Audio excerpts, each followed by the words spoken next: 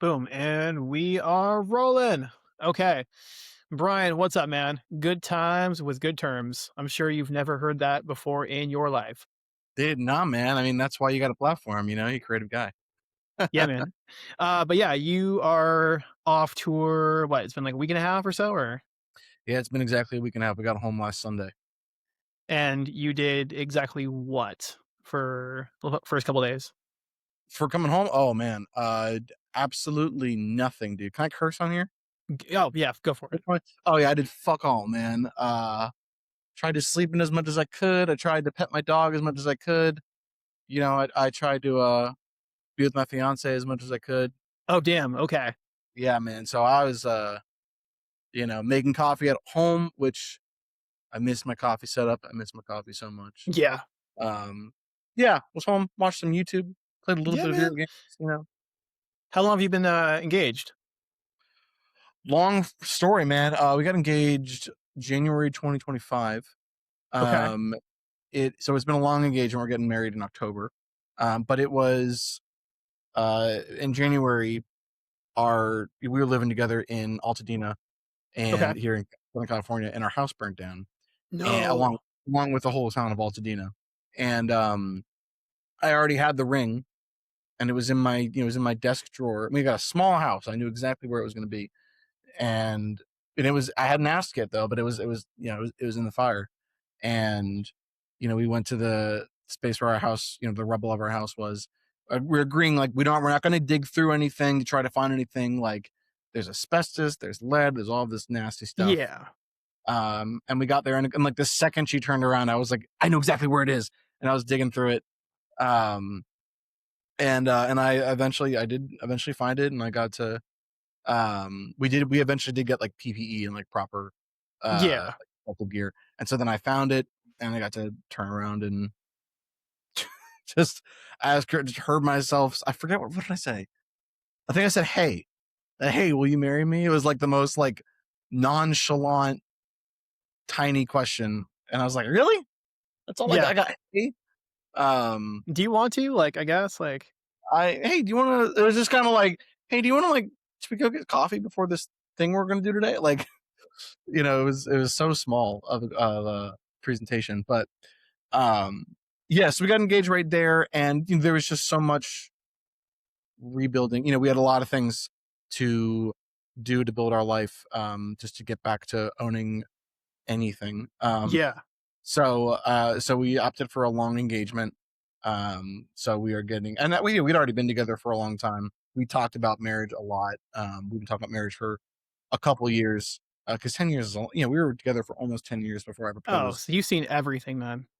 Oh, absolutely. I mean, we were together for about 5 years when lockdown happened.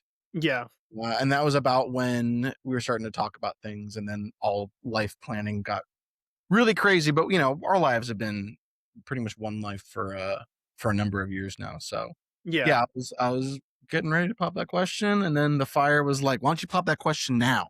Mhm. And don't wait another month or whatever I was going to wait to do it." Um, yeah, so we're getting engaged we're getting married at the end of this year in October. Very nice. Yeah, because I was gonna say, like, this is, like, the longest tour that you guys have done as a band, if I'm not Mhm. mistaken. So, It is, man. yeah, super not easy being gone and then, adding another, what, 2 weeks to it, like, give or take? Absolutely. Absolutely. Yeah. The longest we've done before this was 4 weeks. So yeah, we had the 6 weeks, longest we've ever done. I mean, I am very lucky. I have an extremely supportive fiance. She's always been extremely supportive. There have been times in our relationship when good terms was starting to hit the road more. Mhm. Doing our first like 4 week tour, where I was like, tour is cool, and it's what I've been chasing my whole life, but like I now do see why some dudes stop doing this so they can like Yeah. have their home life. Uh and she was like, I mean, that's nice and all, but like, you absolutely don't put this on me. Like, you absolutely cannot quit this. This is what you've been working for your whole life ever since we've been together. Yeah. Uh and she's like, yeah, I get lonely, I miss you, I get sad when you're away, but like, you got to do it. Yeah. Um, so I'm very blessed for sure. Yeah, I gotta say, you guys came home right at the best time because, I mean, gas prices being what they are now, it's like Oh, dude, I was just having this conversation with somebody. Yeah. Yeah, because they were going to go. It was somebody who was like, I think like a hired musician for a tour, and they ended up at the very last second not bringing them on for the tour because they couldn't spare the expense Yeah. because of the changing, partially in because of the changing gas prices. And I was like, oh man, that's awful to hear, dude. Like I was just thinking that the last like week or so of our tour, and the last week of our tour was in California too. Like those gas prices were going right way up, and I was thinking about those finances. Yeah, so I'm glad we're here, man. Yeah, someone sent me a, screenshot from Walnut Creek. It was like $7 a gallon. I'm like, "Yeah, okay, if you're driving like a, Econoline 350, I mean, that's, like, what, an extra few $100 a week at least?" Yeah, my fiance's like 2000 Passat takes 91 rated gas, and we're putting in 2 gallons at a time. We're like, where are we going with this car today? Like maybe we don't need Mhm. to like fill it all the way up. Yeah, I mean, I just jumped into a, RAV4 hybrid. I'm like, "This Nice, feels like the right time to do that." very good call, Uh, man. yeah, it's different. I mean, I was driving a, beat down Chevy Impala up until now, and it's like, it gets by, but, it's I hear you, man. Yeah, my fiance and I are working on an old Mustang too, nice. which takes 87 gas, but still it doesn't do great with the gas mileage. And I mean the thing barely runs right now. We're working on it, but Yeah, I mean, between the band, you're also in the wedding industry, if I read I correctly? am, yeah, yeah. Yeah. Are you playing, like, guitar? Are you doing, like, guitar Yeah, vocals or I'm officially a guitarist, but obviously I can sing, and a lot of guitar players can sing, but not a lot of them are like full on frontmans for other bands, Yeah, the way that I am with this band. So I know that it's I sing a little more than the guitar players. I do a little, I think, more than other guitar players would do, um, and it's fun. yeah, Absolutely love those gigs so much. The musicians in the bands that I play with are these top-notch guys. We play the old funky stuff and like they get down, and I'm just learning a lot. I'm watching a lot of hands. I'm trying real hard to fit in with these deep grooves. It's so different from what Good Terms does. Um and like I would Good Terms could do a lot of things, and I would still try to keep my foot in that door just because it's fun. I like doing mhm. it. Are there, like, certain songs that you just really look forward to playing, like, every time, like, "Oh, man, I I wanna mean, play" yeah, well, here's how I know that I want to keep my foot in the door. I mean, I like playing September by Earth, Wind and Fire, man, and yeah. that's like 90% of the gig. Uh, so yeah, I mean, I'm always looking forward to that one. I'm always looking forward to uh oh my gosh, I'm blanking right now. I haven't played a wedding in like 2.5 months. Um, this is me and you. Do a little dance, make a little love, get Get down down tonight. yeah, 'Cause the guitar part for "Get Down Tonight" is just 16th notes on one note, just the entire song. And I have this like challenge to myself. I'm like, yo, no, we're not going to do any fills. We're not going to deviate from the part. One note. Like, I'm going to lock in. I'm going to play just the one note this entire song. And I'm going to watch the drummer's right hand on the hi hat and like make sure I'm right where he's falling on the hi hat. I'm going to really lock in. And it's just this like fun, like extra challenge I had to myself. oh, for sure. I mean, There's a like couple ones like, we do, Thinking Out Loud by Ed Sheeran, oh, yeah, which I sing, and that's another one where I'm just like, I'm gonna for no reason, I'm gonna sing the shit out of this. I'm gonna pretend that I just wrote this song for my fiance, and I'm gonna sing it like like I'm an artist, like I'm really going for it. And it's just, it just keeps it fun, it keeps it musical, keeps it lively. yeah, I mean, plus, you get free catering and, you know, get to Oh dress up a yeah. little bit. What's for chicken is what our drummer says. Uh, it's a lot of chicken. It's a lot of chicken, mashed potatoes, and asparagus. Yeah. But when it hits, and Oh, sometimes yeah. Sometimes it's really great stuff. Sometimes you get the steak, you get the braised short rib, you know. Sometimes it's like pre-made sandwiches. That stuff's kind of Oh, BS. man.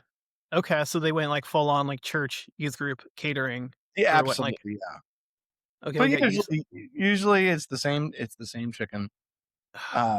Yeah, man, yeah, I got the suit. I think I clean up all right, you know. Um, it's nice to put on the suit once a week, you know. Yeah. Plus, I mean, you have contacts for, like, having your own wedding too, where it's like, I've seen a lot worse go on. Oh, absolutely, yeah. I'm bringing a lot of that context and insight into our own wedding planning and what we're doing, and even just like my fiance is making a lot of the decisions, right? Yeah.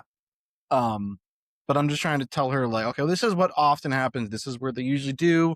I often see, the couples end up doing this, whatever, and then I let her be, she can make her decision based off that.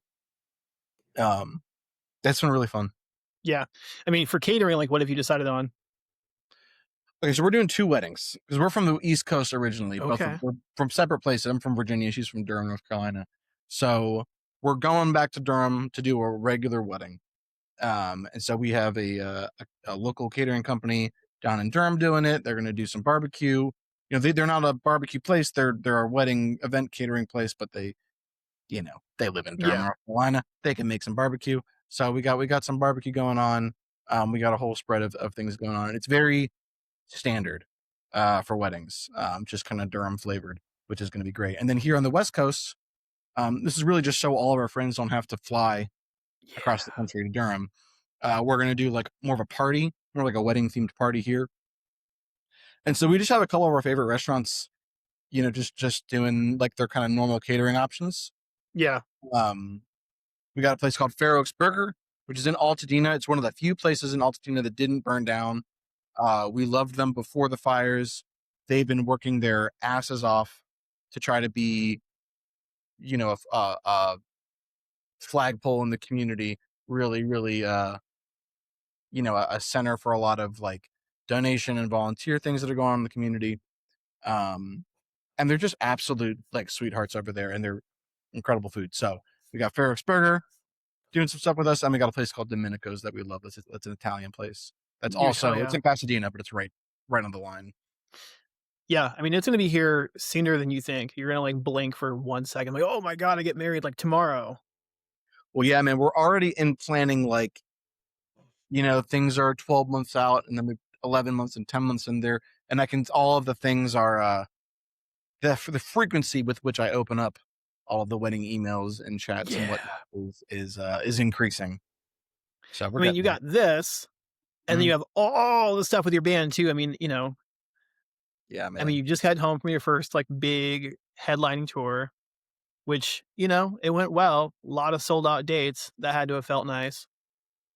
Pinching myself. That's the phrase Yeah. I kept referring to on tour. I could not believe what I was seeing all the time. I mean, we've been working real hard to make this, a success, but our bar for what success was like half of what ended up happening. Yeah. Um, so yeah, I mean, we have plenty of sold out dates. We have plenty of dates where like the little fire marshal plaque on the side of the wall. We're definitely over that many people in the room, but there's a patio, whatever. It's not technically sold out. But that room was packed, and we were very grateful, man.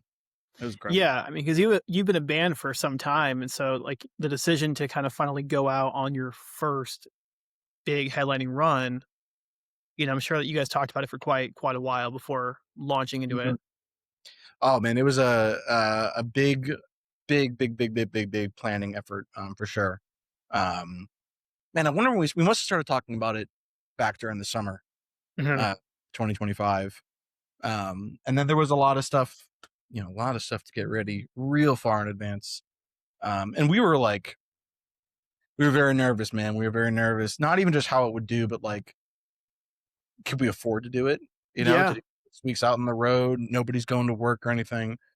Um, and yeah, for it to pay off the way it did, uh, super energizing. So grateful. Yeah, I mean, what are the things that you learned from being out that long versus like, 2, 3 weeks? Oof. Oh man, that's a great question. Well, it was so different from anything else we've done, not just because of the length that we were out, but also the length of the show. We've only been playing 30-minute sets for the last couple years, and upping Yeah. that to 60 minutes. And then even of course taking on, you know, the the risk and responsibility of the whole night as headliners. Um, there were so many little things across all of that that I learned how important every single band on the bill is. Which our guitarist Zach built almost every bill we played by hand. Talked to a lot of bands, talked to a lot of promoters to make sure that our bills were the best they could possibly be. And every single, every sold out date we had, every date that had these great attendances, we played to a great crowd. It was awesome. But I know that all those bands worked their asses off to make that night a success. So definitely like just the quality of the whole bill. You don't always think of that. You think of the person whose name is biggest on the poster, but everyone all the way down, they're all working their butts off, and it all matters. Um, um, well, I mean, I learned a little bit about what what matters in a venue to me. When you're that far out, when your home every single day is a green room for 9 hours, and then a van for a couple hours, and then a hotel room for a couple hours, and a van for a couple hours, and the green room for a couple hours. What kinds of things really make it easier, take the weight off. Just a place to sit, a Mhm. place to be quiet, a place to store cold water. Um, those kinds of things really add up. Um, we played the East Coast, the hardest we've ever played. Uh, and the difference of the East Coast to the West Coast in terms of the frequency of civilization is so different. The drives in the East Coast were so easy, and the drives in the West Coast were very difficult. Um, and we really front loaded a lot of the East Coast stuff, which I'm glad we did because I think we would have been too worn out if we'd done it the other way. So, learning things like that. We have a great agent who does a fantastic job with routing, whatnot. Really puts a lot of thought into it that I really appreciate. Really thinks about us as people on the road, um, which I'm really grateful for. Um, Yeah, I don't know what else. I mean, I guess I talked to a lot of people. I met a lot of people. I met a lot of, staff. I met a lot of bands. I met a lot of fans who were there to see the show. And there's all sorts of everyone's got a different story for why they're there and why they want that particular night to go well. Mhm. Um, and when everyone's there to have a good time, you have a good time. Um, Were you surprised, like, by who came out to the shows for you guys? Like, was it, a pretty wide and diverse, like, group of people, or was it yeah, mainly skewed one way or another, or we have a big. I always say that like we've got a big young dad audience. And a lot of times the young dads find us and then introduce us to their whole family, and then the whole family comes to the show, which is very fun. So the dads are trying to come out of Mosh retirement or something, or maybe they just had Mosh retirement last year. Now they're like, actually, I want to go back out, which is fun. But they bring their wives. Their wives are a big part of the night. Sometimes they got like little kids up on their shoulders and whatnot, and that's a really really cool feeling when you're playing a show and you can see like a 6-year-old in the back on their dad's shoulders who knows, one of our songs or something. Um, that's very cool. I don't really think about our music reaching the different kinds of people because you Mhm. just put out music, you upload it to Spotify and you upload it to YouTube, and you don't really know what's going to happen with it. And even when you get social media comments, you don't really know. It's a very different experience from being in a room with actual people and meeting them and hearing what they say. Um, and also hearing people's response to like we have some songs about self-care, I guess. Yeah. Uh, and hearing those people, the different people's different relationships with those songs, especially they differed from one another, but especially they differed from my relationship with those songs. Uh, that was maybe one of the like I think that experience is going to sit with me for the rest of this whole journey. Um, people talking about, we have a song called Progress that, is really truthfully about thinking that I might smoke too much pot and not be a good enough boyfriend Yeah. and not walk my dog enough. Like that kind of, just like I'm 25 and I'm feeling I might be a loser kind of way. And the stories that people would tell me, the things they say, hey man, this thing happened and I'm trying to get through it. And like your song Progress means a lot to me. And they'll tell me something that's like, that's a real trial. That's a real test. That's a really hard thing to go through. And I can't believe that my song is a significant part of that at all. And it definitely reframes what, what I think we can do here as artists. We're not just trying to like live the glory and play a guitar solo to a big crowd of people. Like, oh, if I can like find a way to turn my journey, however insignificant it is, into something that somebody going through something actually significant can use to, I don't know, whatever they use it for. Um, I mean, that's maybe the best thing I could possibly do in the whole Yeah. world. And that's, I mean, if I can keep doing that, that would be cool. So Yeah. I mean, I guess maybe where's like the stress of headlining a tour that kind of like go away after the first couple days where you're like, you realize like, hey, people are coming out and yeah, the crazy thing was, we played Texas. We played Texas before. And we've had good times in Texas. We're like, I mhm, think Texas will be fun. Texas was fun. And then we played Florida. We played 4 dates in Florida. We've never played Florida before. And lots of people on the internet were like, you guys got to come to Florida. But sometimes it seems mhm. like a lot of people on the internet say something and then you go do the thing. And it turns out like, yeah, all 6 of those people from the internet are here. Like, it's not as, they just commented a lot. Um, but every Florida show was better than the last. We went to West Nice. Palm Beach, a place I never thought about us playing, and there were like 100 and some people there. We went to Orlando, or we went to Tampa, Jacksonville, and they were just every show was crazier, bigger, and crazier than the last. And that's when we started to look around and be like, okay, maybe this is going to be pretty good. Because I think those shows, the pre-sale for those shows, the amount of shows, the amount of tickets that were bought early on, it wasn't like alarming, but they weren't like, we weren't walking into these shows thinking like, let's go, show's sold out. But then by the end of the night, we're playing to Yeah. our home. We're like, I can't see the back of the venue. Like this is absolutely. I think this is. What about these show? What about this show in Philadelphia that is sold out? Like, what's that going to be like? And got us really really excited for the rest of the tour. Yeah, I mean, because like, a lot of bands, like, they are experience, like, ticket trends, like, "Ooh, yeah, these are coming, like, right before doors, essentially." And so it's Yeah. like, "Oh my god, are people going to show up?"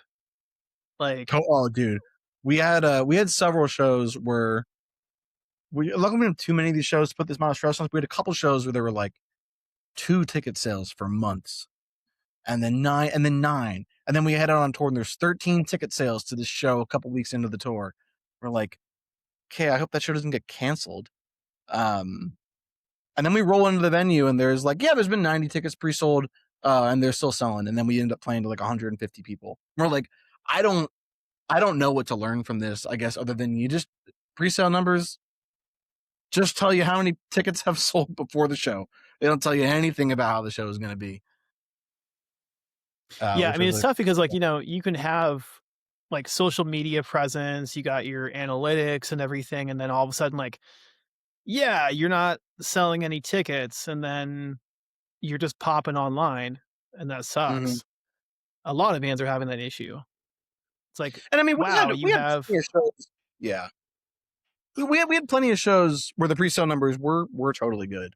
Um, and there were but it's it's obviously a whole spectrum of these pre-sale numbers that we're excited to play.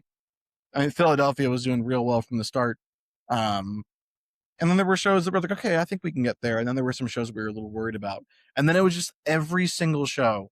By the time we start playing, every single show, there was not a single show that I was like, oh, this is lesser than. Every single show was freaking awesome.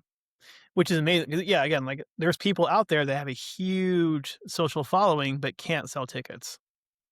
Oh, absolutely, man. So that's Um, that's not your problem. I mean, I that's think great. yeah, I think we're lucky to have a lot of fans that want to be at shows, man. I think that we play a Mhm, kind of music that people there are already so many great bands in our genre that have paved the way, that have built such a great culture of live music that we are getting to be a part of. mhm. Um, and I mean, I really love live. I mean, I play in a wedding band. That's how much I love live music. I love playing music. We love putting on a show. We love doing it big.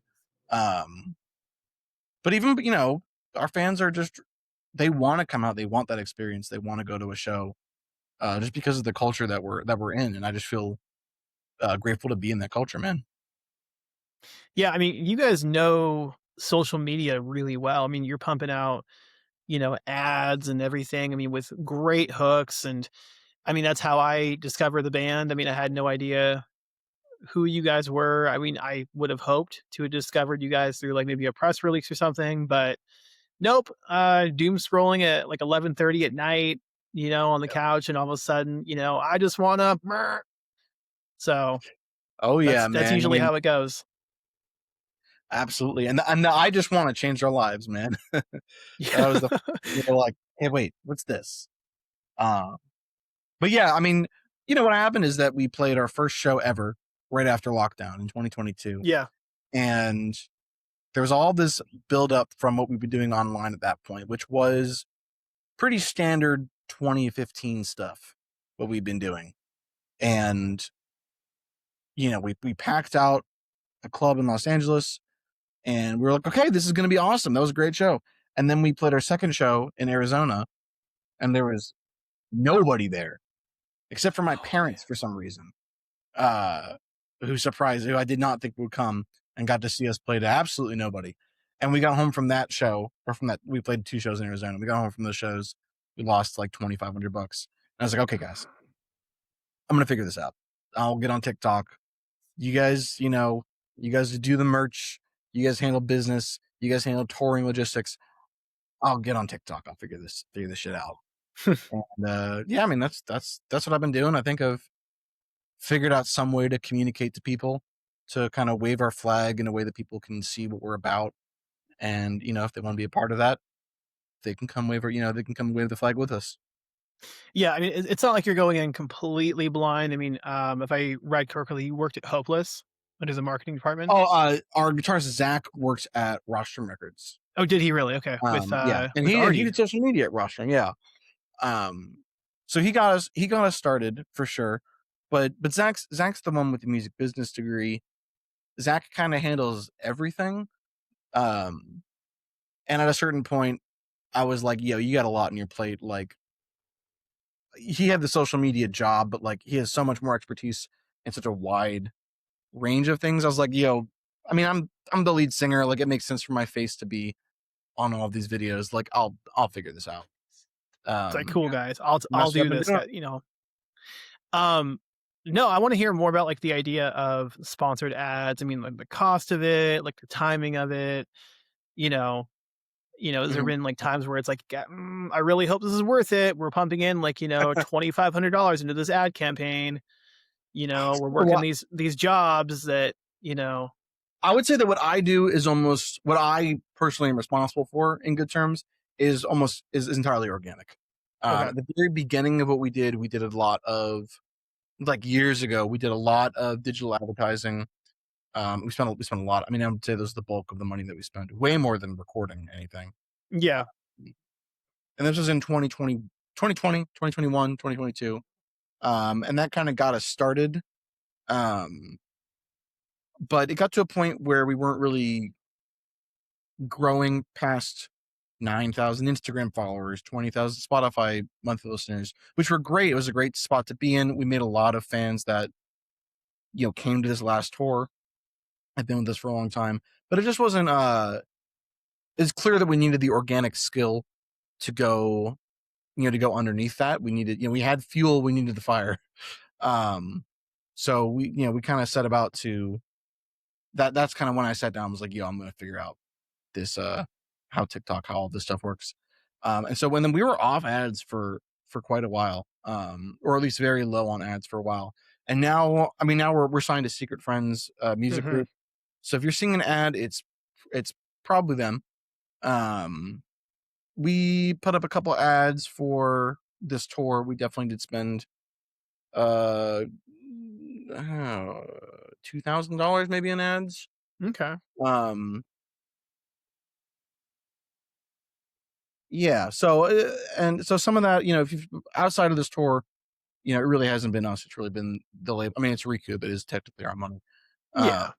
but they've been loaning that money to us and deciding what gets run as an ad. And a lot of times they're taking the stuff that I've made for organic that has worked the best, and they're just adding, the ad spend to it. So it really is still like all of the skills from learning what really succeeds on organic, um, and then throwing whatever their budget is for ads. And then for the tour there was a whole strategy of course, promoters are also doing their own ad spend, uh, Mhm. and there's the whole structure of how the deals work in the back end for each of those shows and whatnot. Where sometimes we end up being responsible for those ad spends at the end of the day. Sometimes we don't, depending on. Usually, if the show goes really well, then we're responsible for those ads. Uh, that's because they're gonna pay us some sort of bonus. Yeah. But then they're gonna take out it's fine. It always works out that everyone is very happy because there's a lot of people in the building. Um, but yeah, so in the beginning when we did this ad spends in chunks, and that first chunk we're really nervous. We're spending money that we weren't really sure that we had. And we had to scrounge up money to get ourselves to the first show. Um, but then by the middle of the tour, we were more doing ad spends on the back half of the tour. And we'd already built up a little bit of money in the band account, and just I'd already known that it was going to be worth it, that it was going to make a difference. Yeah. Um, but I will say that, like, it's icing. It only works if it's the top 10%, and the bottom 90% has to be all of the organic work of just like what works without money, what organically works on the algorithm, what actually speaks to people, gets them to decide this is something I care about, decide this is something I want to go to.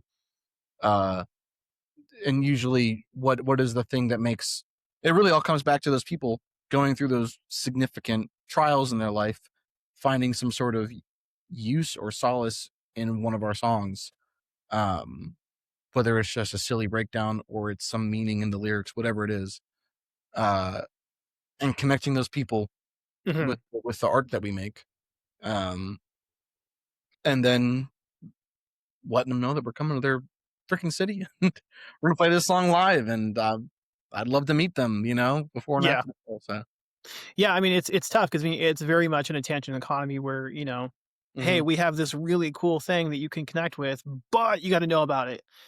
I mean, Well, what are some of the things that you've learned over time and, like, what works, what doesn't work? Because a lot of bands, like, they have these ideas or, "Oh, this is totally gonna hit," and then sure. strike out. It's like, "Ah, we got, like, 50 views on this." I think one thing that's really helped us is, like, one of my favorite things that I've learned that has been the most encouraging to me is that the things that work the best are the things that make us unique, Mhm. which are often the things that are the most fun for us to do. The things that we said, well, I know a normal song would go like this, but come on, let's just do this fun, stupid thing. Uh, and that, like, for example, in the song Progress, there's a breakdown. Breakdown's already pretty silly. But then our bassist Gio did this crazy, stupid slap tap bass lick in the middle of it that lines up with these kick drums. And part of our band was like, I'm not sure if we should do that. The other half of us was like, no, man, that's fucking crazy. We got to do that. And that absolutely ended up being, like, that's one of the hooks that I have, is that the POV, the bassist, is waiting for the perfect moment for his slap tap lick, and those are some of the videos that have done the best. And now people are coming to the show to see that lick. People are saying, like, in this video, I can't see the lick. Why is the camera not on the bassist for that one part? So it's all of these things that were the most fun for us to do that have worked the best for us. I think that also the context of knowing like what kind of band we are, that Yeah. we're doing the pop punk thing, we're doing the emo thing, the post hardcore thing, and all of these things that make us unique in that context. That this is for someone in that world, but this is the crazy thing we're doing. So it's for someone in that world who wants the crazy thing, who appreciates the crazy bass lick, who appreciates the whatever musical thing we decided to do. Um, so I think that's like the biggest takeaway from all like promo marketing stuff that I've learned, and I think that's applicable to any bands. Like I think that a big thing for us is that we've worked really hard on the musicality and the craft of it all. And those are the things that happen that move the needle for us is when someone Mhm. does a crazy virtuoso lick or we do something musical and whatnot. Um, and your band, there's plenty of punk rock bands that aren't great musicians because there's something else that's special about them. Something about their message. There's something about their attitude. There's something about just what they're deciding to do in the context of the world that they're in. And you just gotta, it's usually putting a spotlight on those things that I think really make you carve out your place in the world and make you, recognizable and memorable. And then also people like you, they're coming to you for the thing that you want to do already anyway, Mhm. which I think is the best. It's genuine, it's authentic, and it's also the most fun and most rewarding. Yeah, I mean, coming back to this, like, the record title, Burnout, I mean, Hmm. just did a re-release of it. Um, Having to feel like you're always on and you're on social media, you're, recording new music, you're doing this, you're doing that, you're doing other jobs, like, can you talk about, like, how that Hmm. was Hmm. that really, like, the inspiration behind the album title, or was there something else to it, or Yeah, I mean, we definitely been. I mean, who's not working their ass off right now? And Yeah. to try to, I mean, imagine adding, a band that you're taking this seriously on top of it and really, really pushing for. I mean, we're really pushing to create time in our lives to be able to do this kind of thing. Um, and we made a lot of the album ourselves. We got involved with Secret Friends kind of towards the end of the production of it. But we'd made, we produced the whole thing. Our guitarist Zach produced almost all of it, recorded a lot of the instruments ourselves. It was like half the record we recorded literally everything ourselves. Not me. I don't know anything about engineering, but everybody Yeah. else in my band does. Is a great engineer or producer. Um, so just the creation of everything all on our own, while super rewarding, and the skills that we want to have, it was so much work. And then I'm doing the social media thing. That's an everyday thing that I'm still trying to work out the work life balance of. When we came to name the record, we wanted to take a lyric from the record and name it that, and we had this big list of the lyrics that we thought could work. And Burnout was the one that stuck from the song Reaching, which is all about, you know, needing more of what I'm reaching for is the lyric. It's one of Zach's songs. Uh, and I mean, it's funny because the lyric is so small. Is this burnout? Is kind of a really small part of the verse that it's in, but it just made a lot of sense, especially when you added in like I had a bunch of songs that used my relationship with all of the freaking pot that I was smoking as a metaphor, the imagery for it. That's things we called stoner emo. Um, so adding burnout to like that character of like the stoned burnout. On top of that, and like then we had two meanings, and then even the idea of like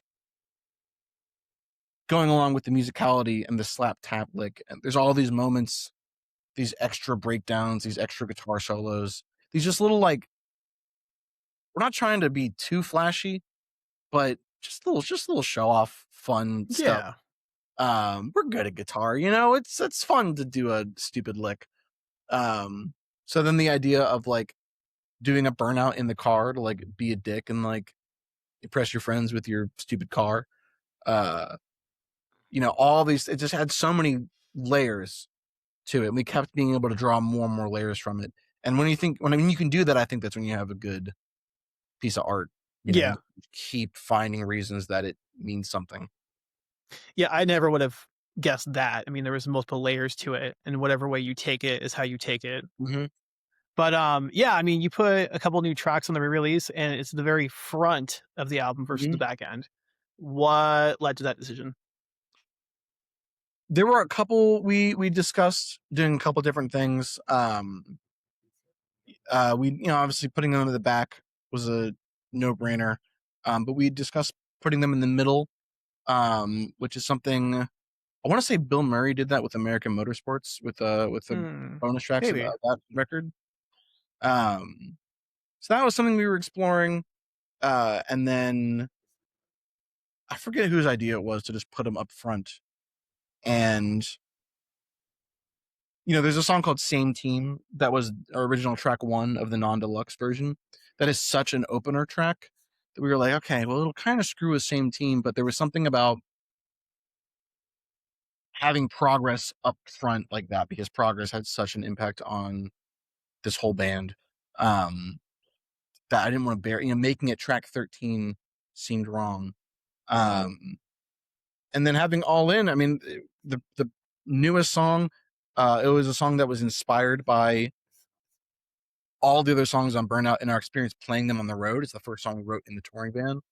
Um, so rather than like kind of making it a thesis statement instead of like showing you where it came from and then putting it at the end as a summation of everything, kind of being like, this is what we're doing. This is everything we learned. This is kind of the prologue to it. And then having it all drip down from there. It made a lot of sense. All In is also the only song that Zach didn't produce. Anton DeLoss produced that one. Hmm. So I think it made sense to us to have that on either end, just so it felt like consistent. You can go from one producer and then have another producer the entire way through, as opposed to like breaking up the production. I think that worked out very well for us. Yeah, I dig that. I mean, is that more like a taste of, like, what we can expect moving forward? Because I know you're working on new stuff right now. Mm-hmm. Okay. Yeah, we did the one song with Anton, which was fun. We knew Zach's a badass producer. I think that his results are incredible. It just wasn't working because we had to go on tour. We had to be on the road. He had to be Yeah. away from his studio, and we needed things to get produced. We needed things to move along the pipeline. And Zach couldn't be home to do them. So we're like, okay, well, we gotta figure out a different way to do this. Um, so yeah, so Anton's song, All In, that's the first one that we, as Ivan said to Anton when we first went to his studio, that was the first time we dropped the kid off at daycare. Yeah. Are you able to say who you're working with right now, or are you just kinda, like, demoing things out, or Um, I mean, we're far along in the process. I don't think I should. I feel like everyone would be happier if I didn't say yet. fair? But I'll scream from the rooftops when we do. We're having a great time. I Yeah. mean, look at how relaxed I look. you know, No, I can't I don't wanna, like, have a like, he what? No, no, you can't put this out, sorry, you have to, like, clip this. No, I mean, I'm curious about, the track "Old Friend." I know you're playing it or you played it on the tour, Mhm. but it was one of the songs off the record I was really intrigued by, and I would love to hear your kind of background on that song and how maybe others have related to it, um, if at all, if they've come up to you and like, "Hey, I've gone through a similar thing." Sure, man. Yeah, Old Friend is one of Zach's songs. One of the first Hmm, songs that he wrote for the record. Zach wrote about almost half the record. I wrote almost half the record. Ivan wrote a couple of the songs on there. And then we collaborated on a lot of the stuff. mhm. Uh, but as far as bringing in the song, and so I remember there was this day where I showed Zach Cough and he showed me Old Friend, and we were like, okay, I think we got a couple of cool songs to work on. But Old Friend is really like such like the heart of the record for me. It does a lot. It was like it does a lot of the things that I want to do in this band. It's the riff is groovy without being overly funky. The breakdown at the end is one of Zach's greatest. Uh, the melody in the verse is incredible. That was the first time we ever had Ivan playing his little funky lead part on that song was like a whole new world for us and inspired pretty much every other funky thing we've done since then has been because Ivan played this little funky lick in the verses, and we were like, "That's incredible! We can do that. I can chug, and you can play funky stuff, and it can work out." So that was a really big deal. As far as the lyrics, uh, Zach was going through a lot with his family. Um, a lot of it was a lot of it, a lot of it was related to political stuff, but I think it was a lot bigger than that. Mhm. I think it was just, I think his parents are his best friend, and I think he loves the shit out of his family, and he moved very far away from them to pursue a crazy thing. And I think supporting that can be tricky, um, because no one doesn't want the best. Everyone wants the best, right? Yeah. Um, and I think just over time, what you think is the best just changes. And I think everyone was just trying to honestly, assess and act on what they thought was the best. Um, so I know it was a big rift, and there was a time where they were estranged for sure. And that was probably right around the time of this song that you wrote the song. Um,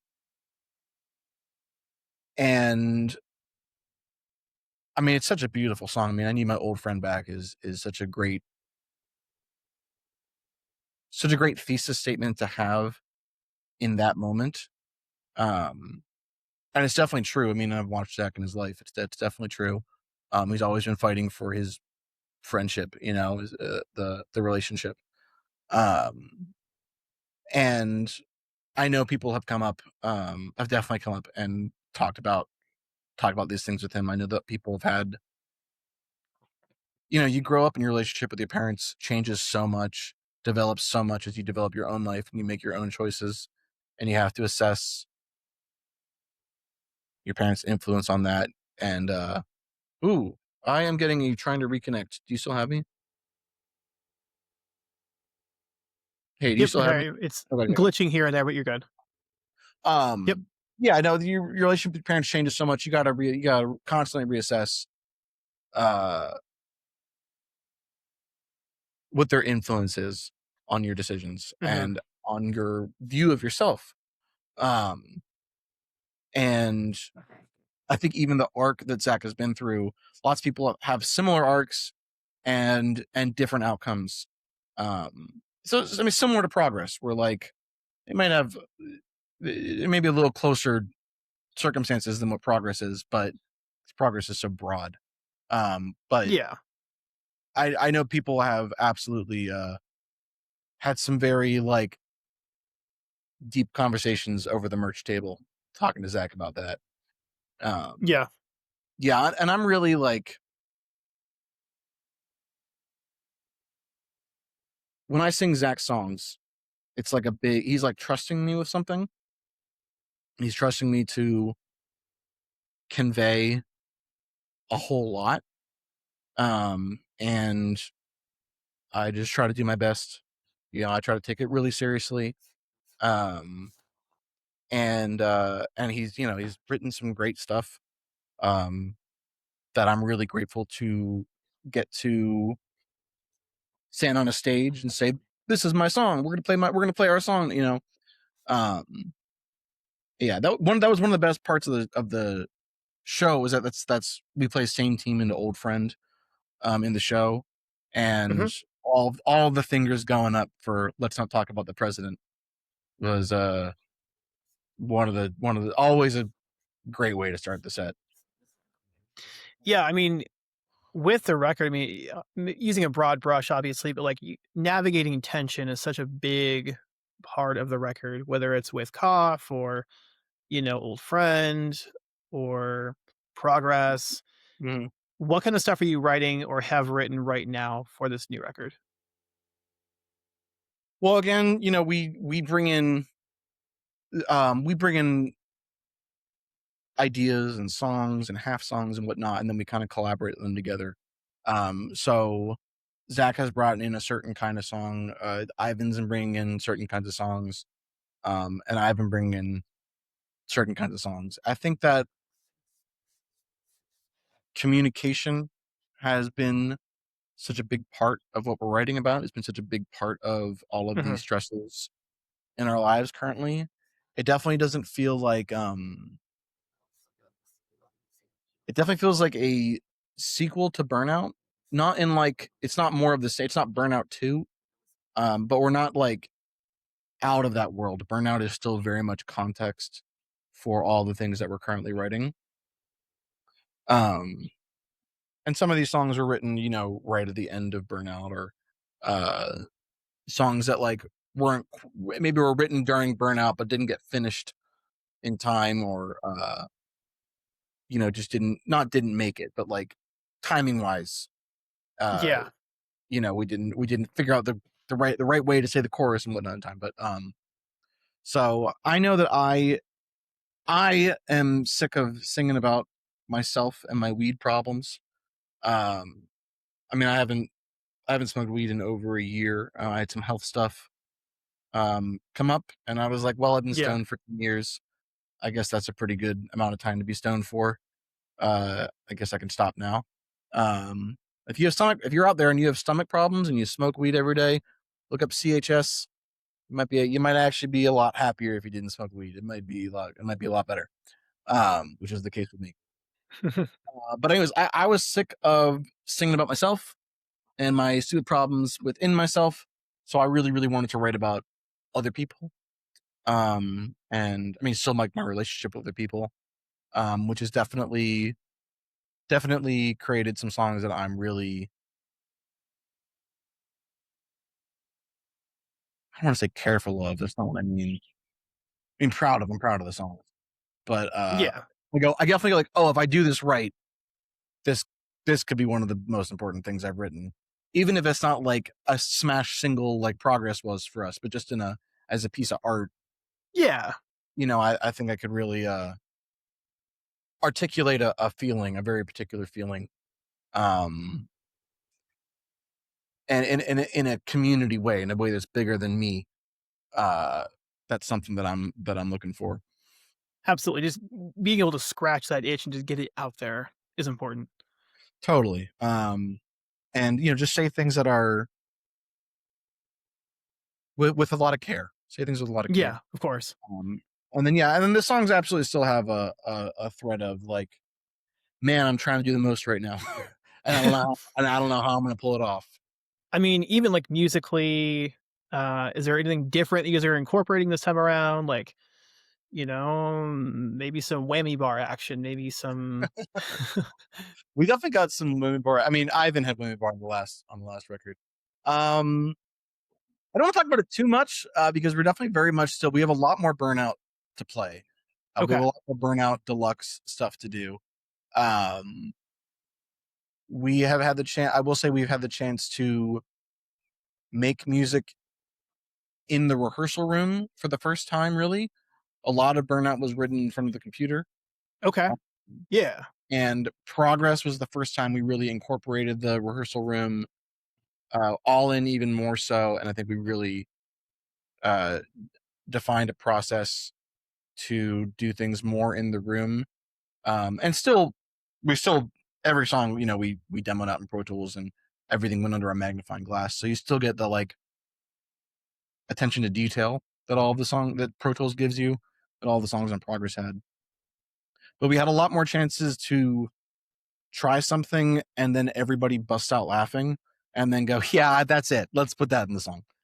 uh Do you feel like it'll be a stronger record because of that? Like just having everyone in the same room together and kind of I being think able to it will flesh things be. out in that certain way.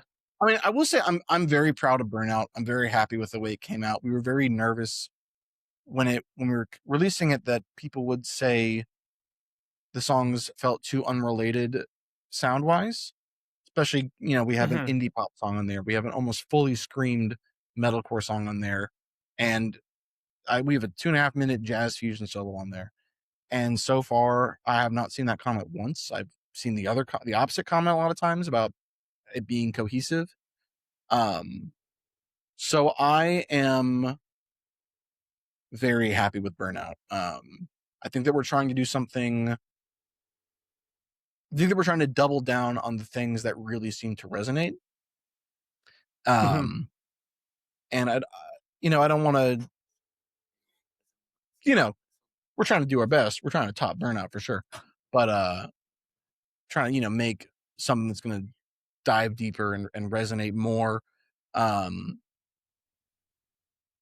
but I think it'll just be I think it'll be something that everyone will be like, yeah, this is what I wanted. These are all my favorite parts of what you guys did. That's what we're going Yeah. for. I mean, it feels like the things have really started to take off in a big way over the last 12 months in particular. Would you say that's kind of correct? Oh, yeah. Oh, yeah. What happened last year? This time? Oh, well, yeah. Last year, this time was when the house burned down. Yeah, I'd say ever since we put out Cough in 2023, um, things have been different for Yeah. sure. And as time goes on, they just keep getting more and more different, man. Uh, so where we're at, I'm not like, I don't want to say surprised by. Like, I'm very grateful to be here. I can't believe how well the tour went. Um, but it definitely has been like we've been grinding for a long time, for sure, Yeah. for sure. But I will say that Progress, which came out last May, uh, ain't nobody thought it was going to do what it did. I mean, it's people like that song, and I'm grateful for it, man. You know what's funny? Shout out Matt Carter. I just saw Emery play on the Question tour maybe like a week and a half ago, Oh, awesome. maybe 2 weeks ago, and yeah, you guys were on what couple different legs of that tour, if I'm not mistaken. Yeah, we did 2 legs of that tour. The tour was awesome. Yeah. Those guys are some actually do meet your heroes type guys. Oh yeah, for Those sure. guys are awesome. Um, Yeah. so I remember watching them play for the first time and tearing up a little bit. They were going so hard. Uh, just like Josh is like hitting himself in the head with his mic, like they're just going fucking off. And I was like, this is the most badass thing I've ever been a part of. This is so cool. Yeah, that tour was awesome. They were great to us. Yeah, I mean, that's a band that definitely has their PhD in touring. Like, Oh yeah. everything they do is very well calculated, and that's, like, a perfect example of a band that you can learn a lot from, and Hmm. how to be successful over a long period of time. 'Cause I saw the original Question tour when it dropped, and then Awesome. seeing it run back 20 years later, I mean, it felt great. I mean, it was just as cool now as it Great. was back then. I mean, what did you learn from being out with those guys other than just how insane their stage presence is? Well, the one they were very good at calling off of a week of work and then somehow playing like so many shows without it feeling like a mad dash necessarily. Yeah. Um, which just, I mean, that right there, it just felt very smart. The second time we went out with them, they brought on the Classic Crime and As Cities Burn, Yeah. and this was something like Good Drums has done before too, but uh, they backed up those artists. They were in the band. They would supply. The drummer played at one point. Matt played bass. I think for As Cities Burn, Matt played bass for that. Um, Correct. yeah, it was which like Good Terms has done before too. Um, but yeah, seeing the way they did it, how smart they were about it. Seeing the way they traveled. They traveled in a converted Sprinter. They had the Easy Up tent outside on the parking lot. Um, it was awesome, man. And they got a big band too. They like Josh. Uh, Josh does their front of house from stage while he's being a Mhm. maniac. Which is just crazy. He's like such a like powerhouse of knowledge. Ivan was like, "That's who I want to be when I grow up," which makes total sense for that.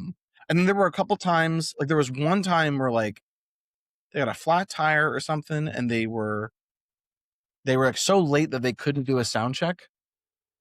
and Josh rolled in and somehow was able to do a sound check without them, with like just his iPad and like an audio feed from the other night and a bunch of white noise and tuning the system to that. Like, I mean, I don't know how that all works. But just seeing the ways that they were able to like water, just like fill up whatever container that they could fill up, especially as a 6-person band. That was very cool. And they were very cool to us again, man. Like, Oh yeah. you know, they really gave us a lot, man. Yeah. It was great. I mean, they're the best. I mean, they're again to go out with a band as knowledgeable and skilled as they are. Mm-hmm. Not everyone gets that chance. Man, it's been about an hour. I mean, you got a couple more minutes. I got a couple more minutes. Yeah. Yeah, man. Yeah, I So gotta you, get back after that, but yeah. yeah, of course. You guys are playing Warp Tour in Long Beach and Orlando. Yes, You we guys are. must be stoked for that. I'm never gonna forget the morning that email came in that we're being warped. Yeah, man, I'm stoked. I think that our show is gonna do really well. I'm really, really excited to do our show at Warp Tour. I think it's going to. I just think that audience is gonna. I think they're gonna say brother when I say hell yeah. You know what I mean? Yeah, I think they're gonna go hard. yeah. I mean, have you had a chance to go to the Warp Tour before, or Yeah, I went to. I haven't been to a ton. Zach Zach went to like all of them growing up. I mean, he didn't miss one yeah, for 10 years. Um, I went to 2018, which was the last one. I don't know what the fuck I was doing when I was a kid. I didn't ever go to it. yeah, I was probably at like Sleepaway Jazz Camp or something like that. Uh, but I grew up on like Warped Wednesdays on Fuse. But I went to 2018, so I did get the last, the last real one, seeing what the whole craziness was like. And then I went last year to the Long Beach one, sick. and yeah, it was very cool. Got to see a lot of great bands. I mean, what are you looking forward to the most outside of playing this year? Well, I'm not gonna like force my way into meeting all the people I want to meet because I'm too nervous. But I am excited to be there with my friends, being like, oh my god, that's it. Oh, that'll be really Yeah, fun. I saw the artist green room area, which was just like a bunch of nice trailers inside, like in an indoor loading dock area. Uh, yeah, yeah. Of course. it looked real, just looked real awesome. So I'm excited. I'm excited to be there. That'll be cool. And then there's a bunch of great bands I want to see, man. I mean, I want to see the Story So Far. I want to see Under Oath. I want to see Out Mulligan. I forget who else is on. I mean, there's a million bands on there. There's so many good bands on the Uh, lineup. yeah, so I'm sure I'll be like running around trying to see all these bands. Yeah, man. Okay, so Good Terms has Burnout Deluxe Edition out now, Hmm. which is, I mean, just came out like what 3 months ago, give or take. Yeah, almost exactly 2 months ago, actually. Sick. And then working on your follow up now. Hmm. If you had it your way, maybe late this year. If I had my way, that there'd be a song coming out in the back half of this year for sure, and then Oh, okay, perfect. we'd start working our way out from there. Um, don't think I'm gonna get my way. I I mean, mean, who this knows? might be a song coming out later this year. But I truly do not know, man. I write the songs, I sing Maybe the songs, I post on the internet. maybe And with some sort of like guest collaboration this time around, because I don't think you has had any like guest collaborators in the we past. had Brianna from Cliff Diver sang on our song Okay. Chickweed, um, which she did an amazing job. So we're still trying to figure that out. We have a couple people in mind. We'll see if they have time. Okay. See if they're down to do it. Heck yeah. So for anyone checking out Good Terms for the first time, what do they need to know? Oh, what do they need to know? Uh, it's a lot of hell yeah, brother, but it's not weird. We're taking it back. We're taking it back.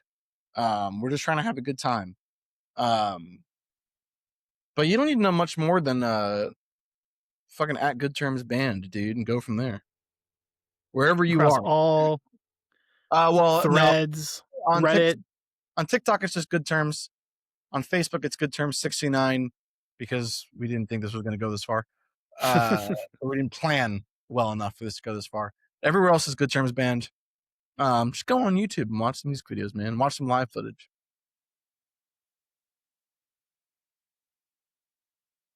So, um, Hmm. but yeah, Okay. go. I was gonna say, go on YouTube, watch some music videos, watch some live footage. Yes. Start there, brother. Okay. Yeah, and then you guys will be playing more shows throughout the year, presumably? Yeah, man. Yeah, man. Still working it out. What we're gonna be doing this year. Um, we got a bunch of different options. We got a bunch of different things we're trying to sort out. But we'll be out there, man. We'll be out there. If not that, Warped Tour. Oh, absolutely, Warped Tour.